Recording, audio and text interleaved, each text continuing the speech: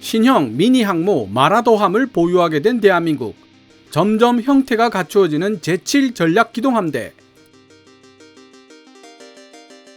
대한민국의 두 번째 대형 수송함 LPH-6112 마라도함이 지난 6월 28일 취역했습니다. 동급 1번 함인 독도함이 취역하고 무려 14년이라는 긴 시간이 지난 뒤에 이루어진 마라도함의 취역인데요. 이 마라도함의 취역에 대해 미국의 군사 전문지 1945.com은 다음과 같은 제목의 기사를 실었습니다. South Korea has a new mini aircraft carrier that will soon have F-35s. 대한민국은 신형 미니 항모를 보유하게 되었다. 이 항모가 곧 F-35를 탑재하게 될까? 모든 종류의 전투함들이 그러하듯 독도함도 대형 수송함 1번 함으로서 일종의 테스트 베드 역할을 했던 전투함입니다. 독도함을 운용하면서 쌓은 노하우를 통해 두 번째 마라도함에서는 여러 개선 사항들이 있었고 이런 경험들은 다시 CVX 사업으로 연결될 것입니다. 오늘 이야기를 어떻게 진행해 볼까 고민하며 자료를 찾다가 문득 미국의 국제정세 전문지 National Interest가 2018년 7월에 게재한 기사가 떠올랐습니다. 독도급 전투함의 도입이 대한민국에게 어떤 의미를 가지는 것인지를 분석했던 기사였는데요. 이 기사와 2021년 6월 30일 1945.com이 게재한 기사를 이어서 읽어보면 상당히 흥미로운 사실을 알 수 있습니다. 해외 군사 전문가들은 해상을 통한 전력 투사 능력을 매우 중요하게 생각합니다. 특히 전 세계를 전장으로 삼는 미국의 관점이라면 두말할 필요도 없겠지만 세계 화물 유동량의 대부분을 해상 무역로가 담당하고 있다는 점을 생각해 본다면 해상 무역로는 그야말로 국가의 혈액이 흐르는 혈관이자 중추라고 할 수 있습니다. 지금까지 대한민국은 이 해상 무역로의 안전을 오로지 미국의 힘에 기대어 지켜왔던 나라였습니다. 말하자면 연안해군의 범주를 벗어나지 못했었다는 뜻입니다. 하지만 대양해군으로 나아가겠다는 의지를 밝혔던 첫 번째 사례가 바로 독도급 대형 수송함이라고 할 수 있습니다. 연안해군과 대양해군의 차이가 무엇인지 제가 직접 설명드리는 것보다는 기사를 통해 읽어보시는 것도 괜찮을 것 같아서 두 기사를 연속으로 번역해 보도록 하겠습니다. 번역을 마친 이후에는 독도함과 비교해서 마라도함이 어떤 부분에서 특히 개선되었는지 분석해 보도록 하겠습니다. 먼저 2018년 7월 13일 National Interest가 게재한 기사 내용입니다. 기사 원문은 노란색 글자로 표시됩니다. 대한민국의 조선산업은 민간 부문에서 세계를 선도하고 있다. 그러나 전함을 생산하는 속도에서는 중국에 뒤처져 왔었다. 전투함 생산의 상대적인 부진에도 불구하고 한국은 강력한 대양 해군력을 지닌 중견 국가가 되려는 열망을 가지고 있다. 현대식 KDX-2 및 KDX-3 구축함의 배치가 이런 사실을 입증한다. 새로운 독도급 대형 수송함은 대한민국 해군의 전력 투사 능력을 한층 더 강화시킨다. 그러나 이러한 전투함들이 대한민국의 전반적인 해군 전략과 어떻게 어우러질 수 있는가?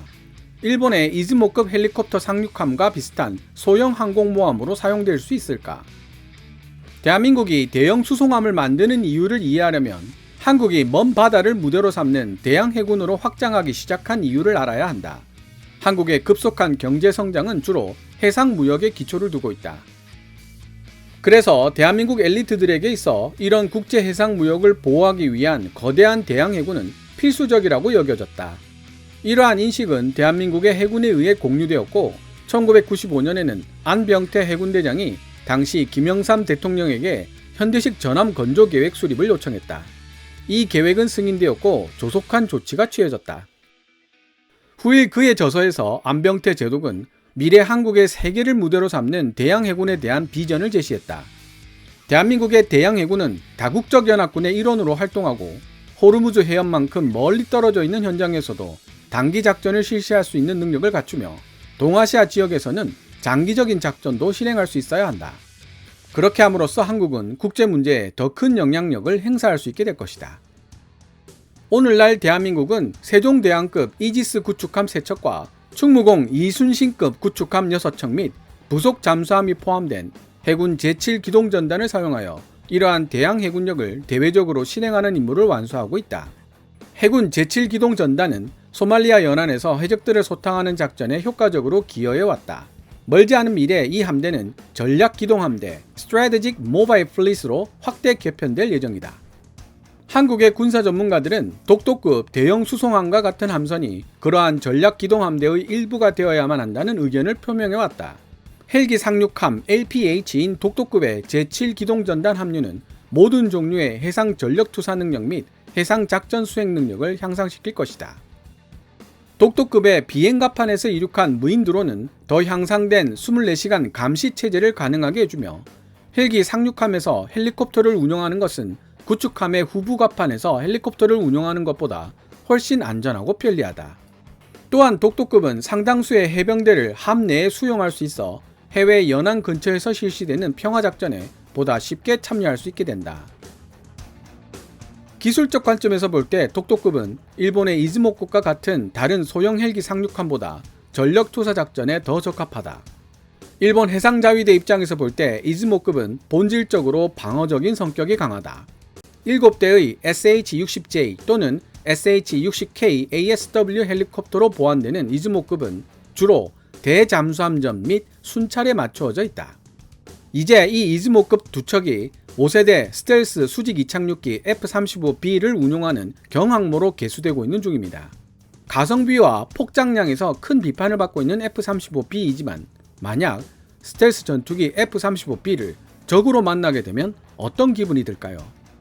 유령처럼 레이더의 좀처럼 탐지되지 않고 날아다니는 컴퓨터라고 불리는 센서 처리 능력과 네트워킹 능력을 통해 전장 상황을 실시간으로 아군에게 전달해주는 5세대 스텔스 전투기 F-35B를 적으로 만나게 되면 이지스 전투 체계를 가진 구축함이라도 상대하기가 어렵습니다.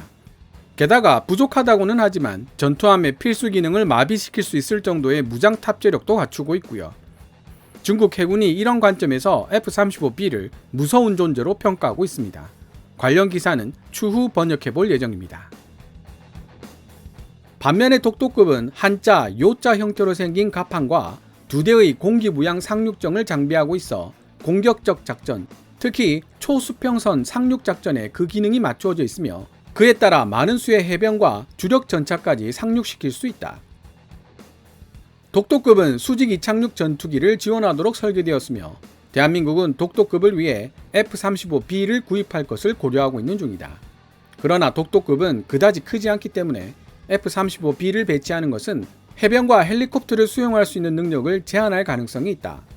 따라서 독도급을 수직 이착륙기 항공모함으로서 사용한다 하더라도 독도급은 매우 소수의 항공기만 배치될 것이고 그 대가로 독도급의 다른 중요 능력과 맞바꾸게 될 가능성이 크다. 대한민국 해군 독도급이 사용하는 헬기는 UH-1과 UH-60이다. 대한민국 해군은 초기의 임무에 UH-60의 파생형인 SH-60을 사용하지 않고 오히려 영국의 링스 디자인을 변형한 기종에 의존한다. 이것은 독도급이 전통적으로 애용하던 UH-60 해군 헬리콥터 작전 수행 능력을 저해시킬 수 있지만 공격적 역할에 있어서 큰 문제가 되지는 않는다.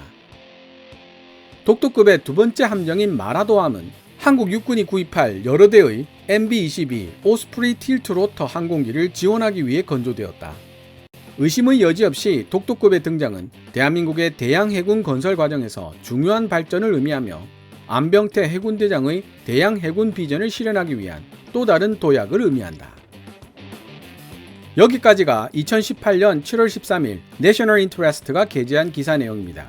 이어서 2021년 6월 30일 1945.com이 마라도함 취역에 대해 쓴 기사를 번역해 보겠습니다. 바다를 통해 국경을 맞대고 있는 중국뿐 아니라 일본까지도 염두에 두고 전력을 가다듬고 있는 대한민국 해군의 해양 전력 투사 능력이 비약적으로 향상될 것으로 보인다. 대한민국이 자체 기술로 설계하고 제작한 강습 상륙함인 독도급 함정들은 대한민국 해군에서 가장 큰 크기를 자랑하는 전투함일 뿐만 아니라 강력한 전력 투사 수단이기도 하다.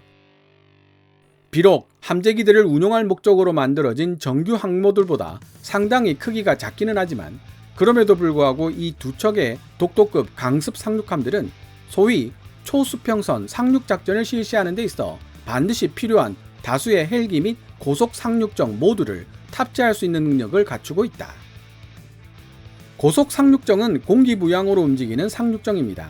독도급에 탑재될 고속 상륙정은 한진중공업이 제작을 담당했고 척당 건조 비용은 760억 정도입니다. 물 위에서 최고 40노트, 시속 74km의 속도로 움직이고 150명의 병력을 태우거나 주력 전차 한 대와 24명의 병력을 태울 수 있습니다. 최대 수송 가능한 화물은 55톤 분량입니다. 독도함과 마라도함, 이 두 척의 독도급 전투함들은 폴리우레탄으로 처리된 비행갑판을 특징으로 하고 있다. 폴리우레탄은 스케이트보드의 바퀴에 쓰이는 재료와 아주 유사한 성질을 지니고 있는데 함재기 착륙 시 발생하는 충격을 흡수하기에 적절한 재료이다. 게다가 우연의 일치일는지는 모르지만 폴리우레탄 비행갑판을 도입한 마라도함의 설계는 최근 대한민국 정부가 발주한 F-35 전투기의 수직 이착륙 파생형 F-35B와도 잘 어울린다. 실제로 LPH-6112 마라도함 갑판의 내열 성능은 독도함보다 강화되어 MB-22 오스프리 틸트 로터기도 특별한 추가 조치 없이 운용이 가능해졌습니다. 독도함에서는 갑판의 방열 성능이 부족해서 추가로 방열판을 비치해야만 했던 것에 비하면 큰 개선점이라고 볼 수 있습니다. 하지만 외신 기자가 넌지시 가능성을 던진 F-35B의 마라도함 운용 가능성에 대해 해군 관계자에게 문의해본 결과 현재 마라도함에서 F-35B를 운용하는 것은 사실상 어렵다는 답변을 받았습니다. 무엇보다도 고정적으로 운용하기에는 F-35B 전투기의 가격과 유지비가 너무 높고 마라도함의 내열성이 높아졌다고는 하나 F-35B의 배기가스를 감당하려면 더 높은 강도의 내열성이 필요하고 함재기 승강기나 경납고 정비 수리를 위한 지원시설 및 장착해야 할 무장들을 적재해둘 공간도 설계되어 있지 않다는 문제점이 있다는 것이죠. 마라도함 자체가 고정익 항공기보다는 상륙작전에 초점을 두고 만들어진 전투함이기에 외신 기자의 F-35B 발언은 아직까지 상상의 범주라고 생각하는 것이 좋을 것 같습니다.